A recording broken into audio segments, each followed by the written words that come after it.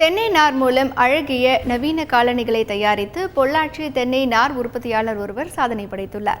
கோவை பொள்ளாச்சியைச் சேர்ந்த மகேஷ்குமார் என்பவர் தென்னை நார் தயாரிக்கும் தொழிற்சாலையை நடத்தி வருகிறார். இவர் உருவாக்கியுள்ள காலணிகள் வெளிநாட்டு மக்கள் மத்தியில் பெரும் வரவேற்பை பெற்றுள்ளன.